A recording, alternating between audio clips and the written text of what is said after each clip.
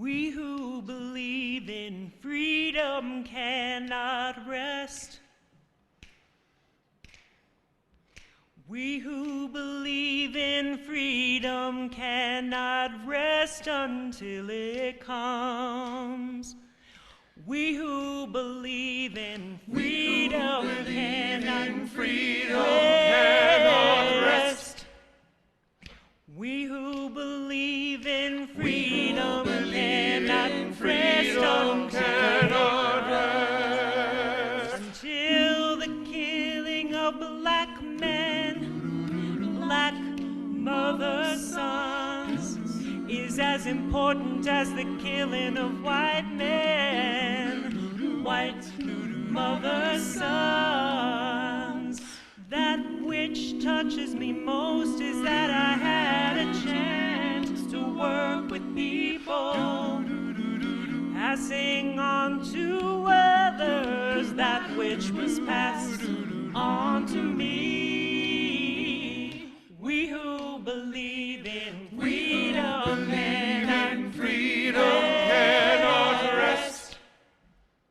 We who believe in freedom and freedom cannot rest. To me, young people come first. They have the courage where we fail. And if I can but shed some light as they carry us through the gale, the older I get, the better I know that the secret of my going on is when the reins are in the hands of the young who dare to run against the storm. We who believe in freedom and freedom cannot rest. We who believe in freedom and freedom cannot rest. Not needing to clutch for power, not needing for the light just to shine on me. I need to be one in the number as we stand against tyranny. Struggling myself don't mean a whole lot. I've come to realize that teaching others to stand up and fight is the only way our struggle survives. We who believe in freedom and freedom cannot rest. We who believe in freedom and freedom cannot rest. I'm a woman who speaks in a voice, and I must be heard. Sometimes I can be quite difficult. I bow to no man's word. We who believe in freedom and freedom cannot rest. We who believe in freedom and freedom cannot rest.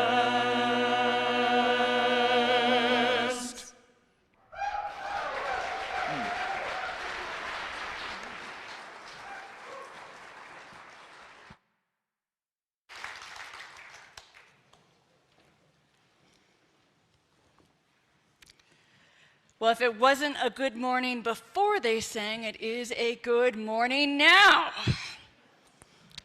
Good morning and welcome to the Boulder Valley Unitarian Universalist Fellowship. I am the Reverend Terry Schwartz, Transition Minister here for this congregation. Today I am joined by our Service Associate, Jim Mariner, and Anne Marie Jensen will be giving our pledge testimonial. And Claire Marie Wall will be giving our reflection this morning. Today's music is provided by the chamber choir, as has been made apparent beautifully. Yeah, that's good, yes.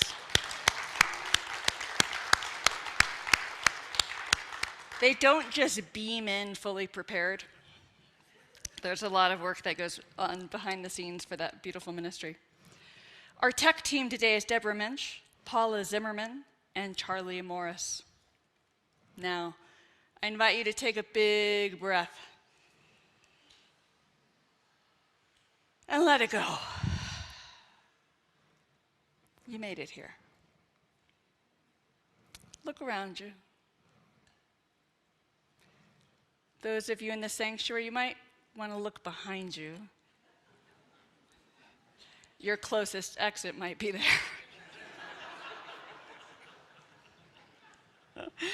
For those of you on Zoom, switch to gallery. It is not easy being a human being, and is a lot easier when we don't go it alone. And when we come to service on Sunday, we're not just coming for ourselves, we're coming for everyone else. As I offer these words of welcome, hold these good people that you've just caught in your gaze, in your heart. And I invite you for this morning to imagine that they journeyed out of hell to be here this morning. Because I'm pretty sure statistically in this big of a room, a few of you have. And we're grateful for it. You are all welcome here today. In all the beauty of languages, cultures, skin tones, shapes and sizes, gifts and challenges, they all make you you. That you, not another you behind a mask, that you is the one that is welcome here. In all the ways you experience and express gender, you are welcome here. In the beauty that is who you love and how you love, you are welcome here. In all the ways you make your living, all the places you are from, you are welcome here. With all the traditions that inform your spiritual life, you are welcome here. And no matter how long you are away, nor how soon you will return, you are welcome here. For those of you who may be joining us for the first time or are new to the congregation, come back a few times to really get to know us. And if you come today, new, medium, have been here forever, founding member, and you have a body and soul that needs support, or you come with a body and soul that can offer support, you are welcome here. That's why we say come a few times, because you might be one or the other on a given Sunday. So join us together today, anew, afresh, with a curious mind, a loving heart, and a willing spirit. Together we acknowledge we have gathered on the land of the Arapaho and many native peoples for millennia before white settlers stole it for their own.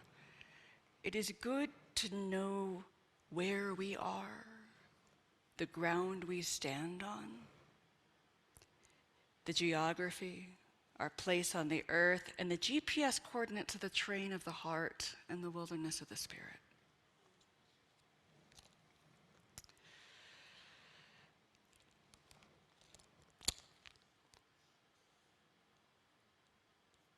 We all have many opportunities outside of Sunday for connection and spiritual growth. If you are on Zoom, friends, there are some links in the chat. You can take a look. For those of you here in the physical sanctuary, you are welcome to stop by the welcome table in the foyer to learn more about the fellowship. And there is a QR code on the back of the hymnals. If you can find one, you'll find the QR code there. It's like an Easter egg hunt. You all looking? After the service, join us for coffee in the fellowship hall, or on Zoom, stay and chat and get to know one another. After about 15 minutes into coffee hour, your stretch break, join me back here in the sanctuary for today's Inquirer series, which is a Q&A with yours truly. And I will do my best to make it fun. And as a preview of fun, you cannot spell fun without you. I know, it's so bad. It was so bad, but you did laugh, so you were complicit.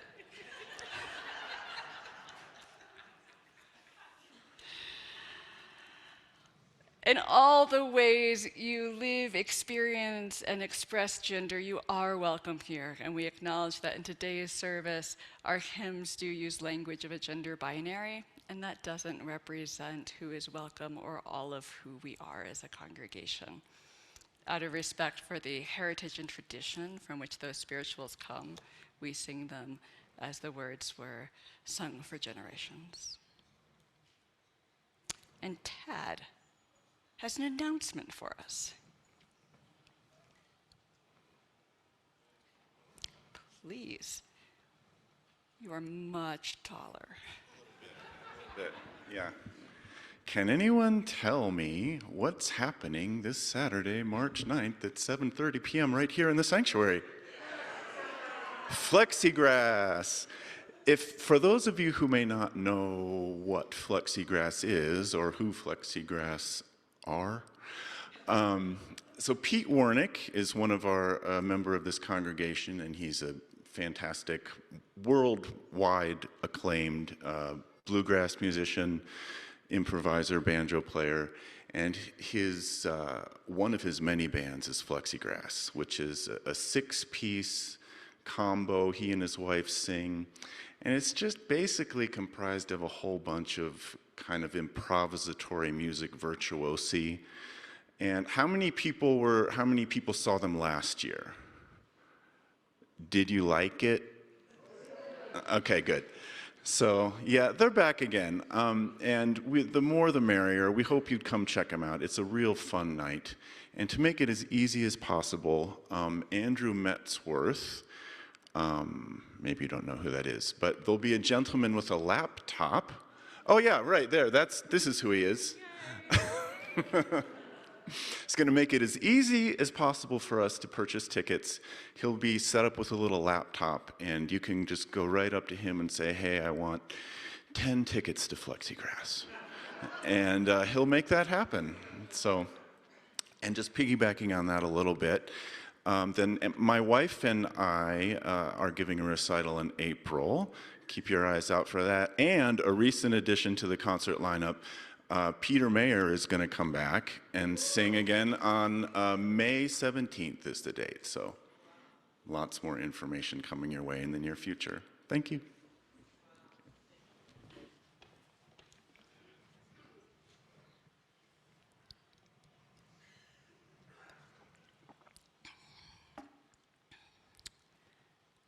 What season are we in?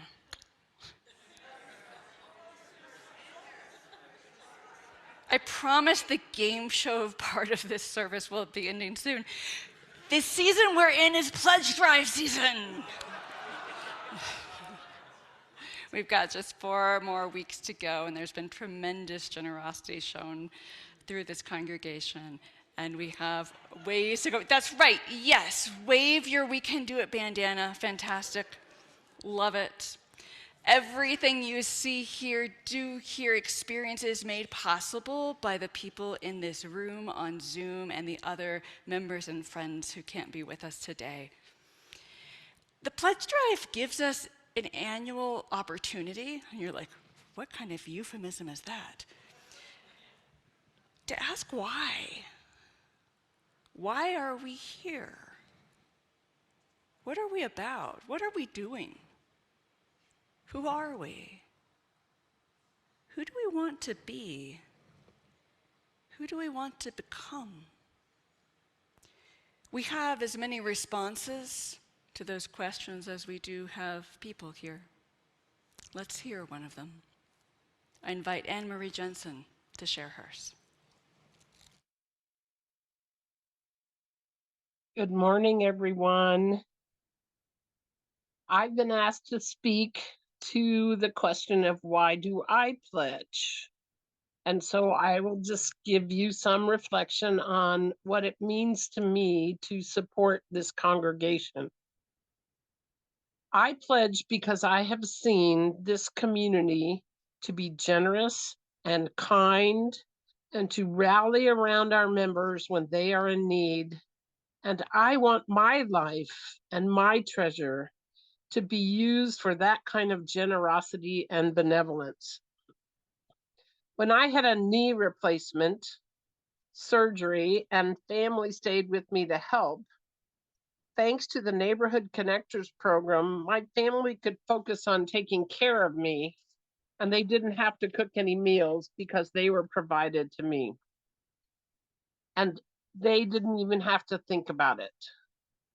We are a community of love, reason, compassion, and justice. These are things I believe in strongly, and I want to support them. My pledge, your pledge, helps our congregation pay a livable wage to our employees. That's something that's important to me, something I believe in, and something I want to be a part of.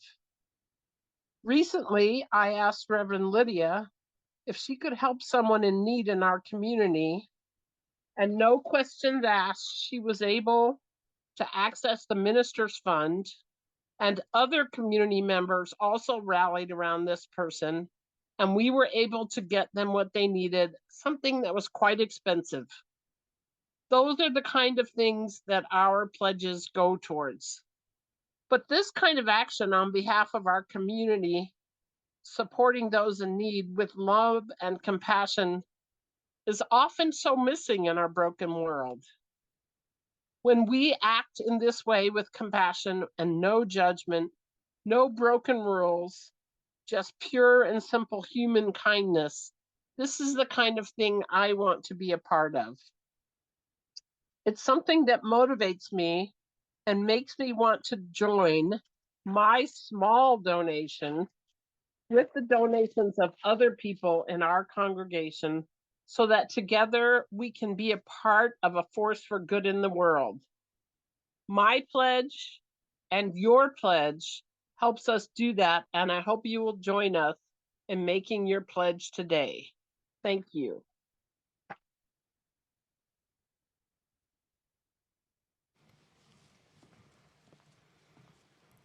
We are who we are because each of you here, in so many ways of your time, talent, and treasure. So take this time to say hello to one another, greet your neighbor, pop in the chat on Zoom. Enjoy the morning for a couple of minutes.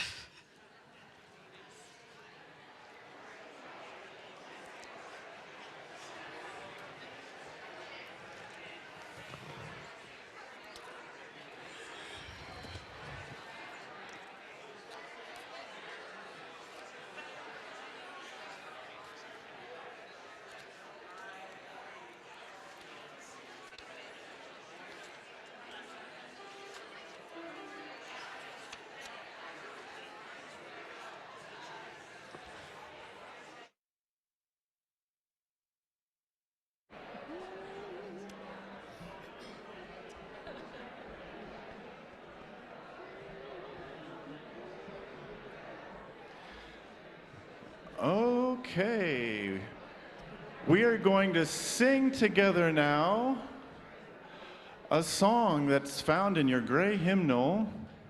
The song is called Guide My Feet. It's from the African American spiritual tradition, number 348. And we'll sing all 4 verses. So I invite you to rise in body or spirit. This is Guide My Feet, number 348 in the gray hymnal. And Daniel hopefully has remembered our pitch. All right, we're just gonna jump right in. Do your best. 1, 2, everybody sing.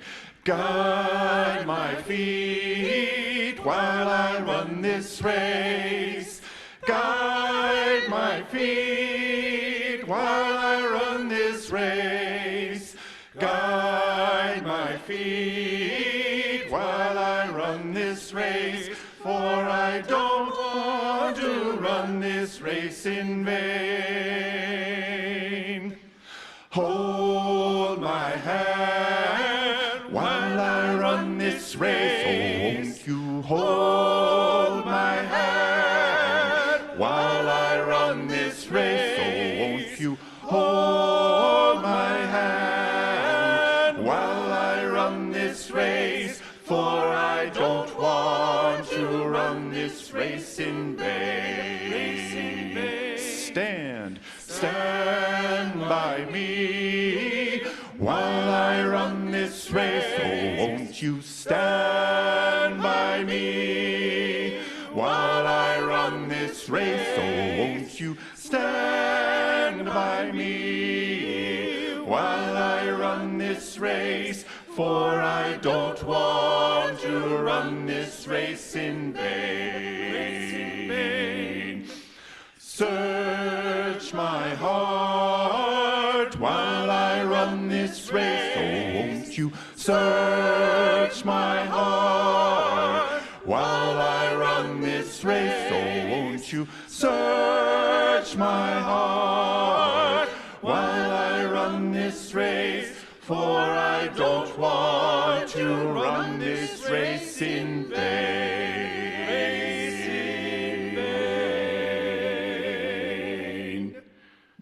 Good job.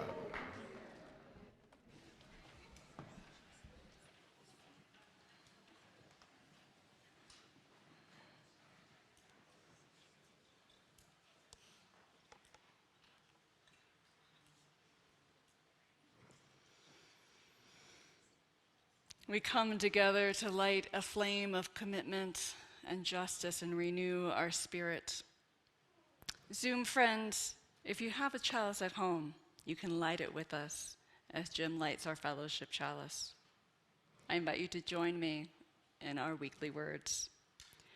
We light this chalice for the warmth of love, the light of truth, and the energy of action. As I ring the bowl a second time, I invite you to settle even more deeply into this space, into this time, into your being.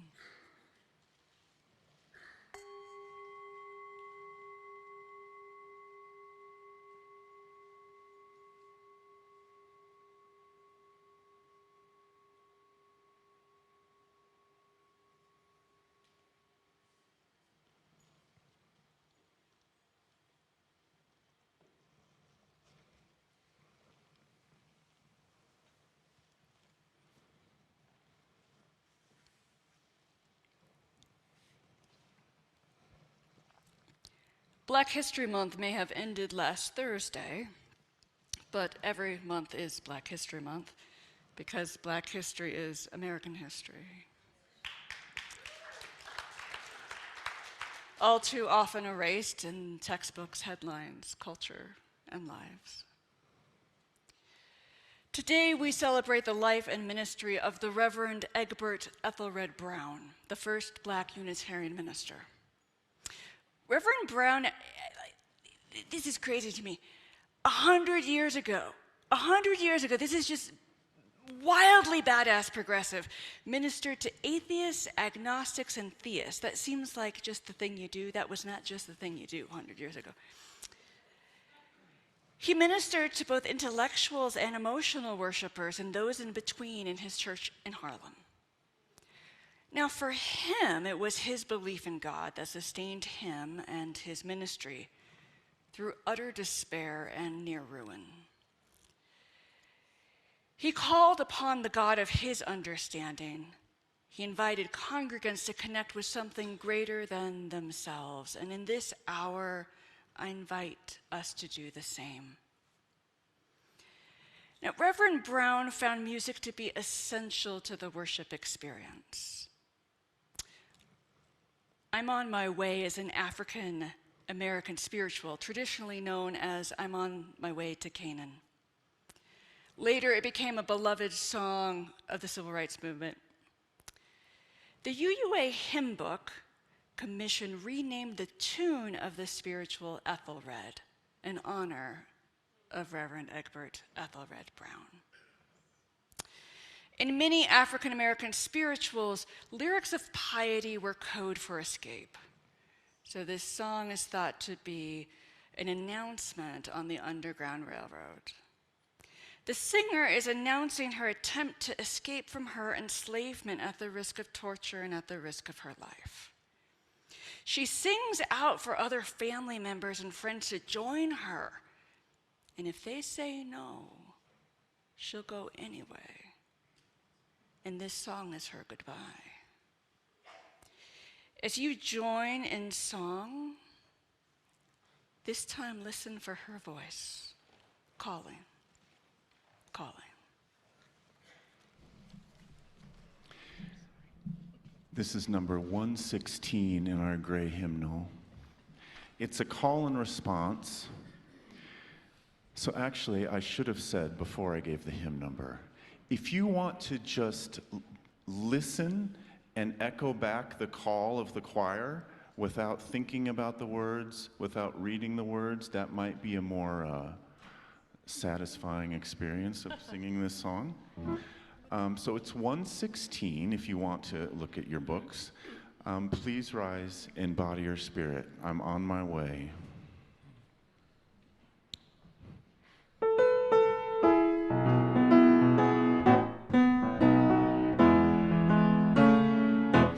I'm on my way, I'm on my way to the freedom land.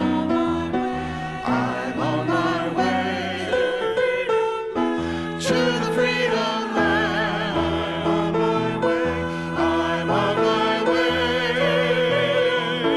to the freedom land. Great God, I'm on my way. I'm on my way. I asked my sister. Come and go with me. Come and go with me. I asked my sister. Come and go with me. I asked my sister. Come and go with me. I'm on my way. Great God, I'm on my way. I'm on my way. I asked my brother. Come and go with me. Come and go with me. I asked my brother. Come and go with me. Come and go with me. I asked my brother.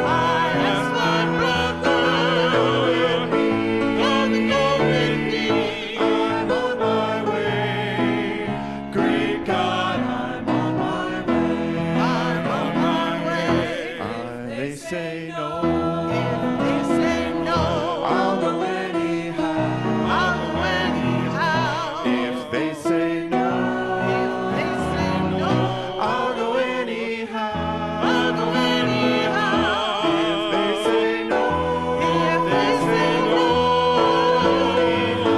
I'll go anyhow. I'm on my way. Great God, I'm on my way. I'm on my way. I'm on my way. I'm on my way. And I won't turn back. I'm on my way. I'm on my way.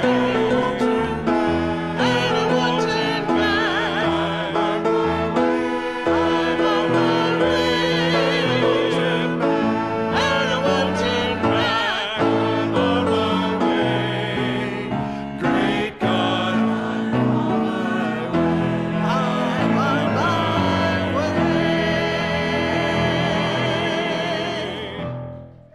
All right.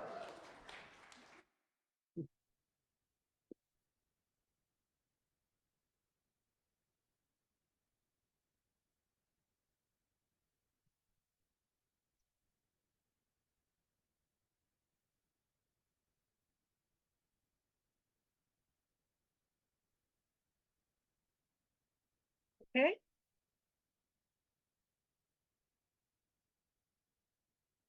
Am I ready? There we go. Unitarian Universalists don't do confession. They do personal reflections instead. Here's mine.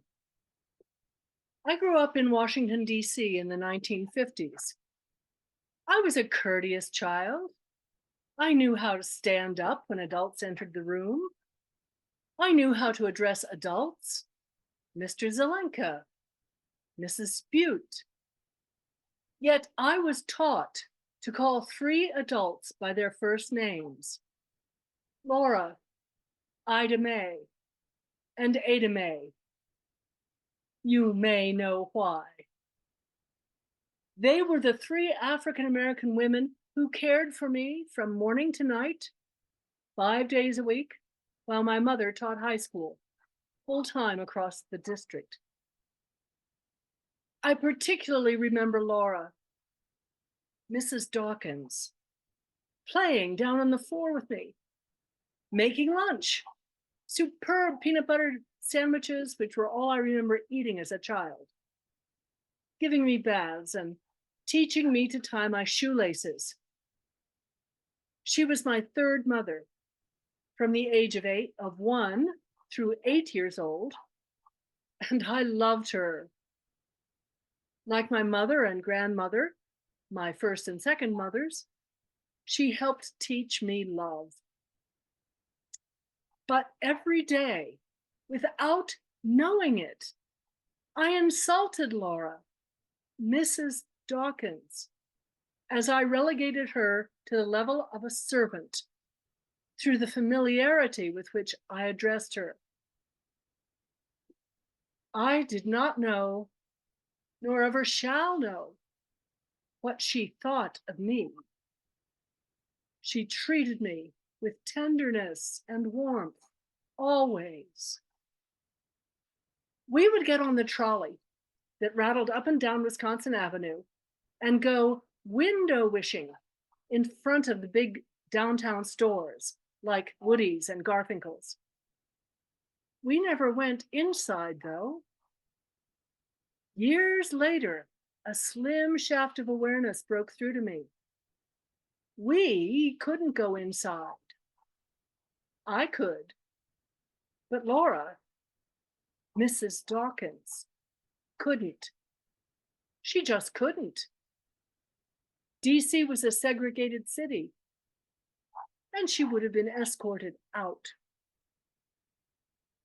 When I was 8, my world changed. My grandmother Clara died. My family traveled to Britain. I saw my first Shakespeare play. I broke my leg in 8 places, and so I stopped ballet to take up piano. And Mrs. Dawkins left me.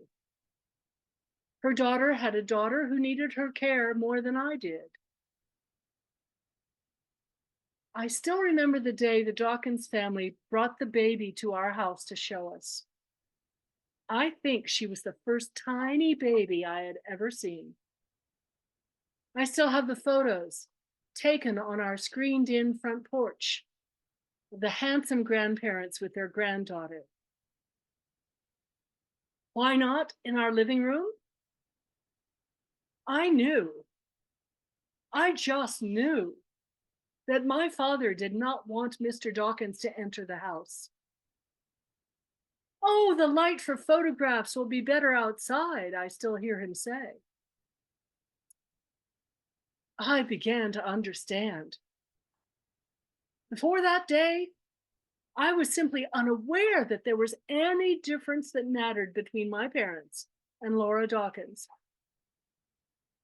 That day, I realized that a person I loved, my father, thought that there was a difference and an alienating disapproval. I was ashamed then. I'm ashamed now. White, privileged, racist. This is who we were. Is this who we are? Is this who we need to be?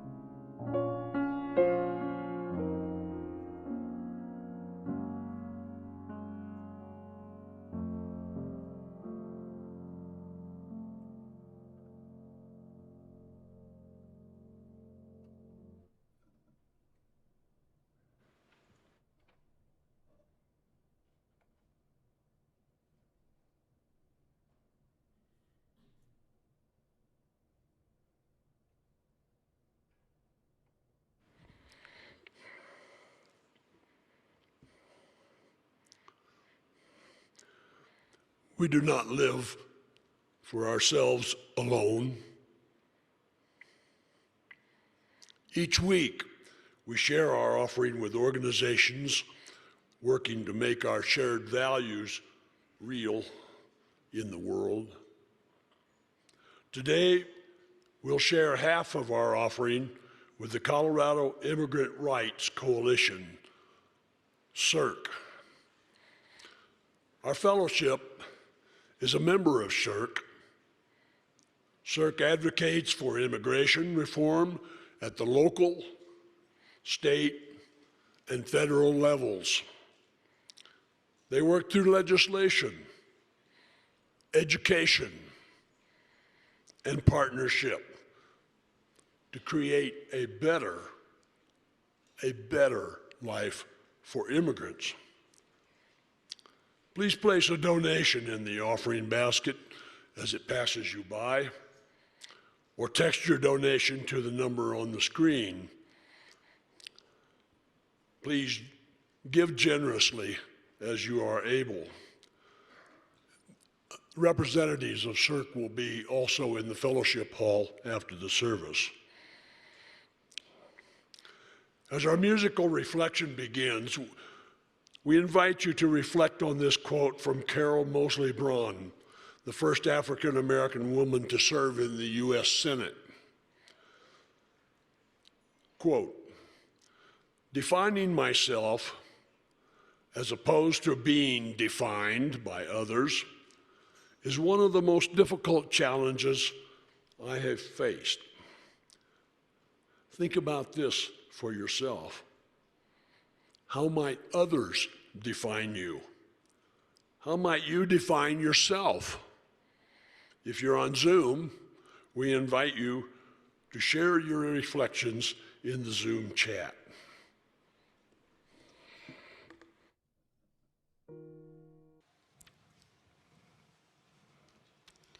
For the work of this fellowship, bringing love, reason, compassion, and justice to the world, and the work of CIRC, we dedicate this offering.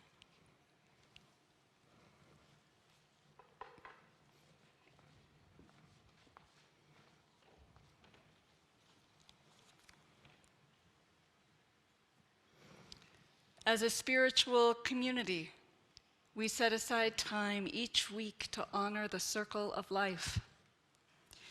We share our sorrows that together our burdens may be lightened. We share our joys that together our gladness can be multiplied. So I invite you into this time of community connection, time of sacred sharing the joys and concerns of our lives. If you're on Zoom and you would like to share, you can type a message in the chat window and tell us your name, and briefly let us know what is in your heart today. I will read what you say out loud, and Jim will add a stone to our shared waters. If you're in the sanctuary, I invite you to come up front as you feel so moved. Share your joy or concern with the microphone straight out in front of you, and add a stone to the waters. You can add a stone in silence if you wish. Come forward as your heart moves you. We add one last stone for the joys and concerns that remain in the silent sanctuaries of our hearts.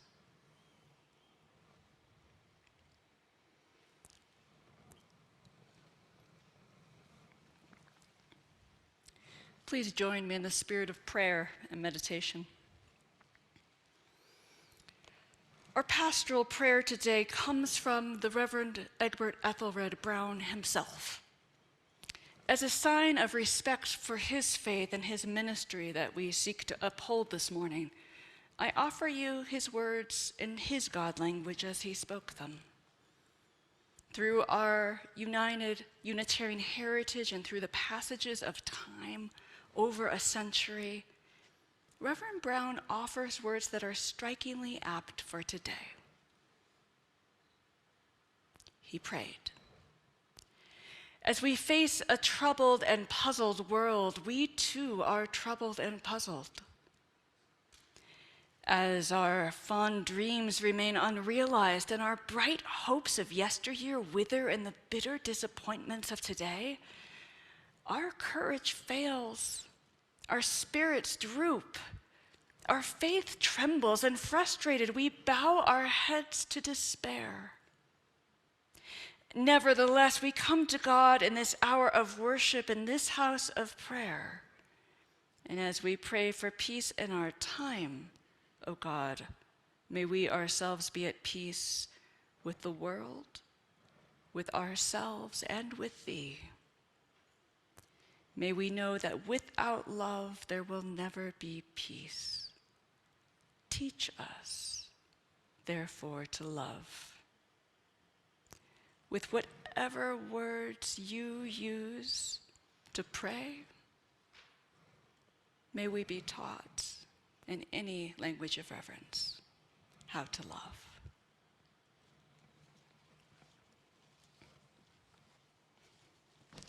The bud stands for all things that flower,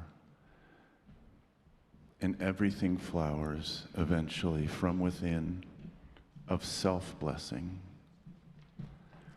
Though sometimes it is necessary to reteach a thing its loveliness, to put a hand on the brow of the flower and retell it in words and in touch.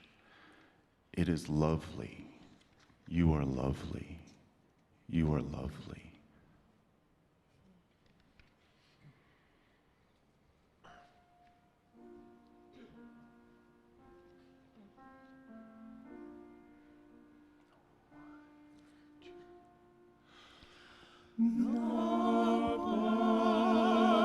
Stands for all things, even for those things that don't flower. For everything flowers from within of self-blessing.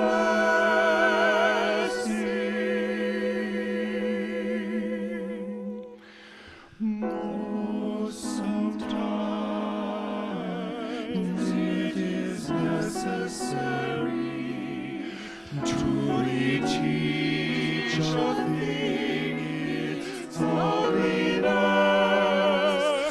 to put a hand on the brow of the flower,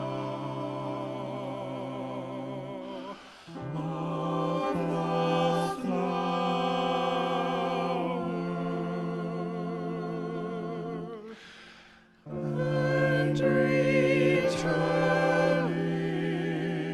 in words and in touch.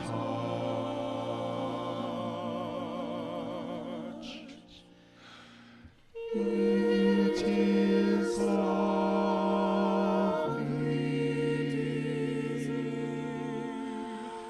It is lovely.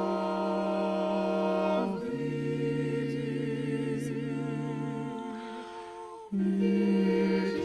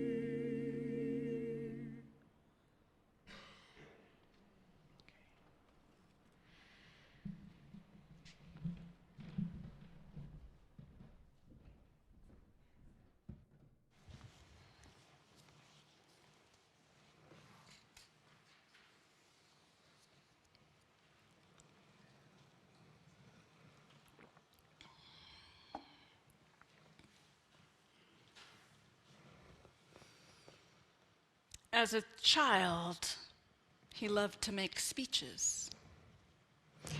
I can see him in my mind's eye. He's in the yard of his Jamaican home of his childhood, and he practices his speeches before the birds and the chickens. They're a very appreciative congregation.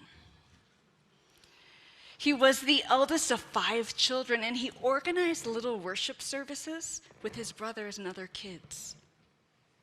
You might be surprised how many of us ministers did that as children. As an adult, he remembered that he had, as he called it, a, quote, abnormally religious temperament. I call those people colleagues. He would sing his favorite hymn, "'Tis paradise, it is weary waiting here," with tears rolling down his face. He had a strong sense of justice. As a kid, he was disturbed that his family employed maids, which was commonplace even in the most modest homes in Jamaica, even today. He told his parents not to be so harsh with them. To the horror of his Sunday school teachers, he employed an intrinsically inquisitive nature to his Sunday school lessons. After a lesson about the Battle of Jericho, he asked, "Why did God waste so much time when he could have brought down the walls on the first day?" An inquisitive and critical thinker, traits fitting for Unitarian clergy. It was Easter Sunday.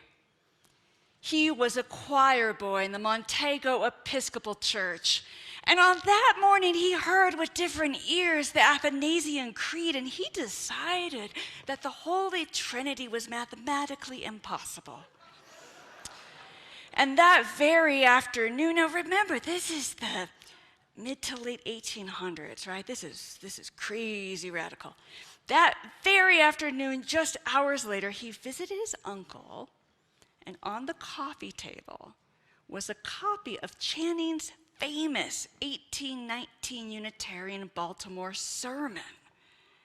That sermon helped define Unitarianism for that century and beyond. So he found it there, just casually laying around, as you do. He would go on to serve 2 churches without buildings. The church is the people, after all. You all know that. Adults predicted a career in the pulpit or at the bar, the legal kind. Clergy or attorney seemed to be his future. But his father was an auctioneer and couldn't afford to send him to school. He became a civil servant in Jamaica, serving as the first clerk of the Treasury in 1899 until he was fired 8 years later. His firing was a personal crisis.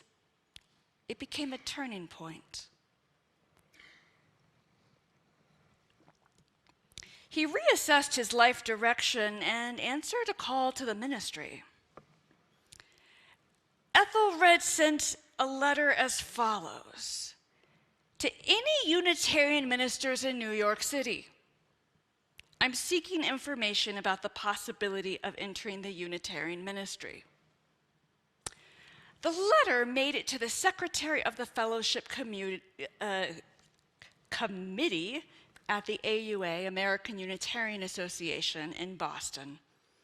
That fellowship committee still exists today. It is analogous to a lawyer passing the bar, a doctor passing the boards. The complete process takes about a decade. The secretary of the fellowship committee forwarded it to the president of the Unitarian Meadville Theological School. Also still exists today. I served as their chaplain for 8 years. Great place. So Meadville's president wrote to Ethelred, "There's no correspondence course. Zoom hasn't been invented. You have to come in person. There is no American Unitarian church in America for colored people, and white Unitarians require a white minister. I can't predict your future. Now, most people would take that as a no-go, but Ethelred was not most people. And if they say no, he'll go anyhow. So against all counsel and good reason from the American Unitarian Association, he decided to go to America. Little sidebar of church history, the AUA, American Unitarian Association, merged with the Universalist Church of America, UCA, in 1961, and that's how we're UUs. He left on a fruit boat to Baltimore, only to be deported immediately upon arrival. He returned home to be shunned by his Methodist church for turning his back on his faith. He tried to come to America a second time, but right before the boat's departure, he learned that his father had withdrawn the fare. I like to think his dad thought he was helping. Without a ticket, he couldn't go. But if they say no, he'll go anyhow. The third time was the charm. He made it to Meadville Seminary, and there he found a haven of religiously like-minded people and the freedom to study. He was the 7th black student at the Unitarian Seminary. Yet it was not without racism. One day, Ethelred did a really good job on a project, only to hear in response, "You must have some white blood in you." Meanwhile, back home, Ethelred's wife and children had to depend on his father. All of this information is from the Reverend Dr. Mark Morrison Reed in his book, Black Pioneers in a White Denomination. And I cannot recommend his books and research to you highly enough. He's a stellar senior colleague and beautiful human being. So in that book, Ethelred's story is one of many about how our denomination failed to live into its proclamations of faith, embedded in the racism of its time, its leaders, and its people. In 1912, Mr. Egbert Ethelred Brown became the Reverend Mr. Egbert Ethelred Brown, ordained by Meadville. He went home to begin his Unitarian missionary work in Jamaica. Seminaries don't ordain ministers. So the TLDR of the Jamaican Mission Project, that's internet slang for too long didn't read. The AUA sent a minister to check on Ethelred's ministry.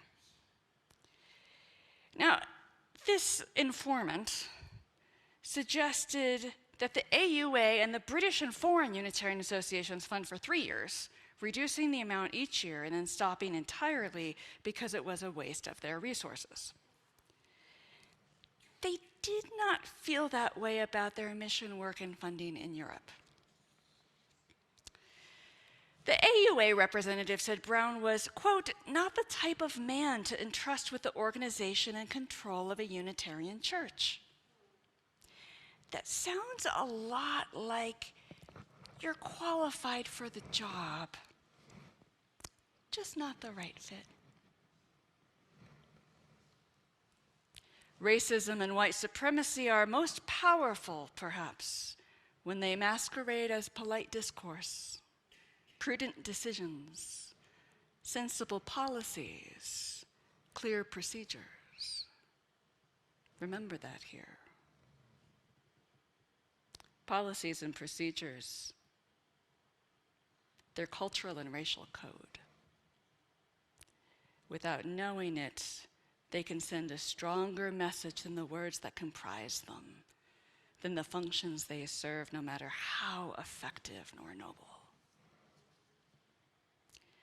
The Reverend Dr. Samuel Elliott, president of the AUA at the time, sent Ethelred $100 to tide him over to find another job as a means of saying no. But if they say no, he'll go anyhow. So instead of looking for another job, his wife urged Ethelred to take the money to buy boat fare and talk to President Eliot in person.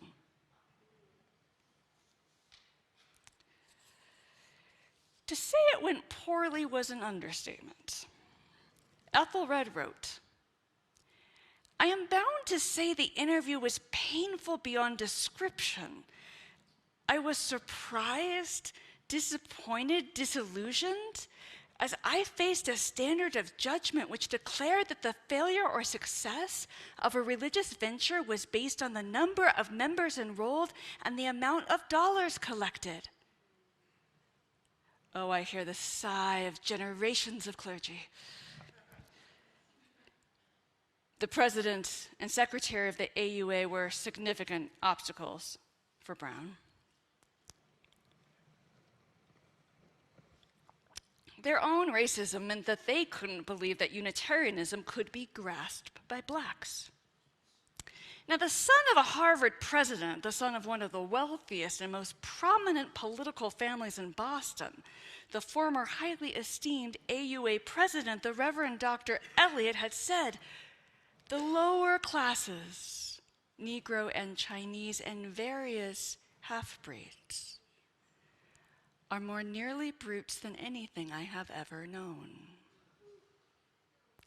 At that same time, the AUA officials preached against the, quote, blight of prejudice. But simultaneously, they said Ethelred is a Negro and has the facility of speech and lack of foresight, which sometimes go with the Negro temperament. It would be at once unjust and misleading to judge Mr. Brown as you would an Anglo-Saxon. Ethelred tried again. Because if they say no, he'll go anyhow. It's what you do when policies and procedures and laws work against you and your people. It's about relationship. It's about showing up. So this time he decided to play to their paternalism and their guilt born of privilege. In 1916, his Unitarian church in Jamaica had to close down. Its building half finished, ceding the land back to the donor. And you all here could imagine how painful that would be when a building is half finished. Ethelred sadly observed to the AUA, "And today, the church is an Episcopal church, and it could have been ours." By 1920, Ethelred was bankrupt, owed £120 in debt, faced public disgrace and ruin. He and his wife set out for Harlem, leaving their 6 children with the grandparents. Ethelred went there to Harlem, the black Mecca, a dignified man carrying the weight of both debt and sorrow, but nevertheless always in his press suit, spectacles, determined and personable. He had, as he said, faith in his patience, faith in his courage, and faith in his faith. And each time he was told no, he went anyhow. A month later, he organized 7 people to found the Harlem Community Church. He solicited officers at the AUA, the AUA Board of Trustees, and the area ministers for financial support, over and over again, relentlessly. The more they said no, the more he asked anyway. Eventually, he became seen as a nuisance. This ultimately hurt his cause, but he was in a damned if you do, damned if you don't situation. Until retirement, Reverend Brown had to work 2 jobs well beneath his talent, including quite some time as an elevator operator, which he hated. Little industry insider knowledge. Many UU ministers today are bivocational or dual career.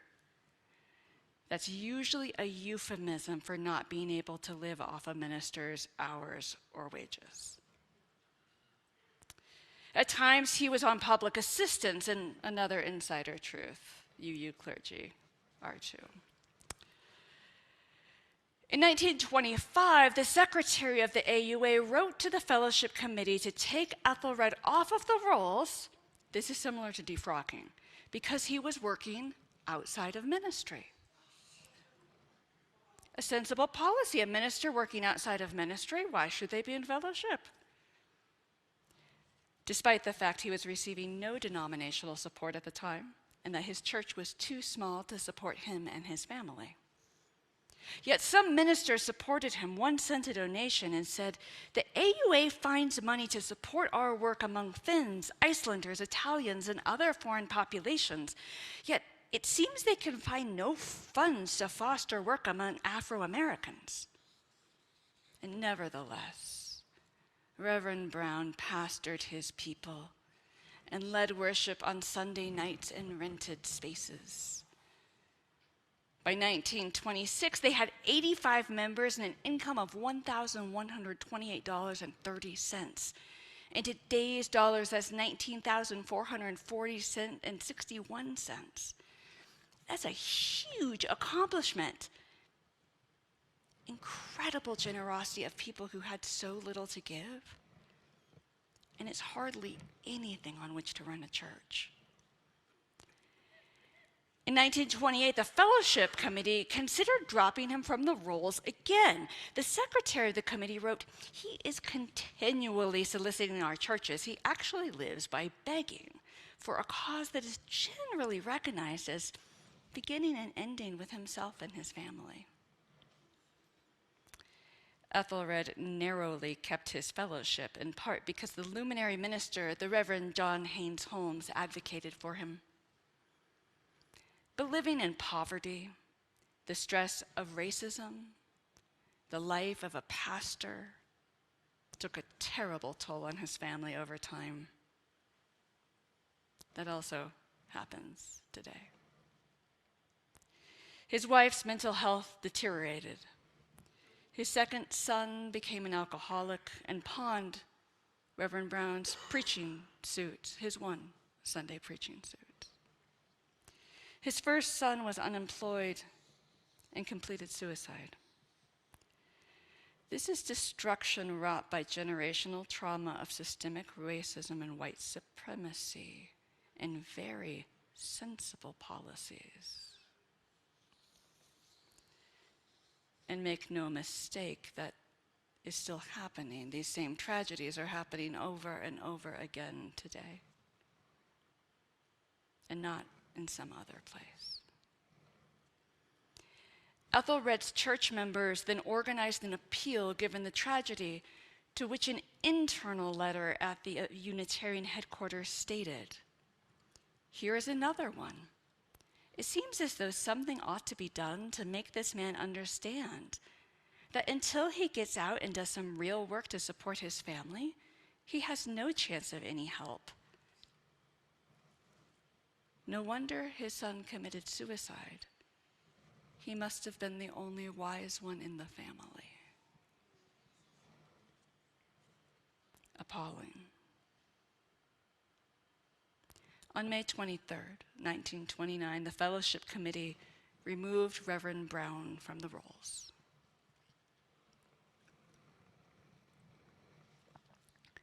Two years later, another committee investigated and heard Ethelred's side, and it was split, yet it upheld the prior decision to keep Ethelred off the ministerial rolls. They said no, again, twice, again. So what did Ethelred do? He went anyhow. In 1934, this time with the help of the ACLU, the fellowship committee grudgingly readmitted him. Times were changing. Leadership in the AUA was changing. A new generation was coming into leadership. Through all of the crises and hard times, Ethelred's devotion to the church never waned. He was respected. The Reverend Egbert Ethelred Brown was respected throughout Harlem and throughout his life, both inside the church and outside of the church. He worked to foster race pride, promote economic progress and rights for all Blacks. He sought to shake black churches out of the complacency to work for justice here and now in this world rather than focusing on salvation in the afterlife. All the while, he stayed abreast of the issues in his native Jamaican homeland. In 1940, Ethelred turned 65 and could get a minister's service pension. Note, the fellowship committee still exists.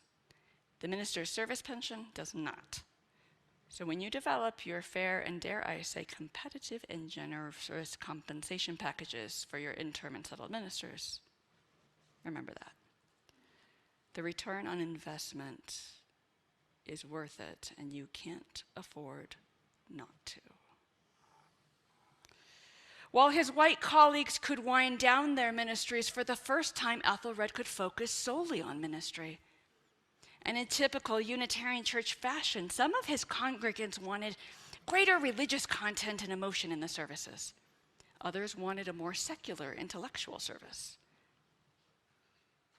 So worship services varied from Sunday to Sunday, perhaps pleasing everyone or no one. Some things don't change much in congregational life. Yet it was his devotion carried to the point of obsession that prevented him from passing the church on to a younger successor.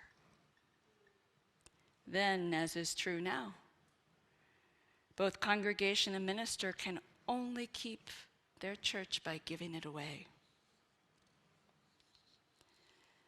Ethelred persevered through 2 world wars, the Great Depression, black and white racism both, classism, black Christian orthodoxy, and personal tragedy.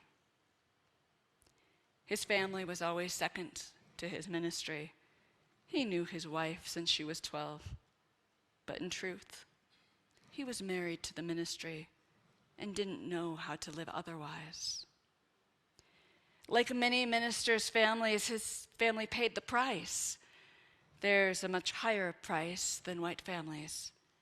Their spirits, with their minds, their bodies, and tragically, their lives. Because when his family said no, he went anyway. At the end, Ethelred felt the Harlem church had not failed. Rather, its presence softened the outmoded theology in Harlem churches, making it a better place. Yet it came at that steep and cruel price of personal devastation and family ruin. About 85 years ago, ever progressive for his time, Reverend Brown shared the statement of purpose of the Harlem Unitarian Church. This church is an institution of religion dedicated to the service of humanity. Seeking truth and freedom, it strives to apply and love for the cultivation of character, the fostering of fellowship in work and worship, and the establishment of a righteous social order which shall bring abundance to the life of man. Knowing not sect, class, nation, or race, it welcomes each to the service of all. Reverend Egbert Ethelred Brown made them hear him, his family, his father, the Jamaican Unitarian Church, the Harlem Church, the Ministerial Fellowship Committee, the AUA, and today, he made us hear him. May his story echo far and wide, how justice was his battle, how justice was denied, and may we always hear him. Amen.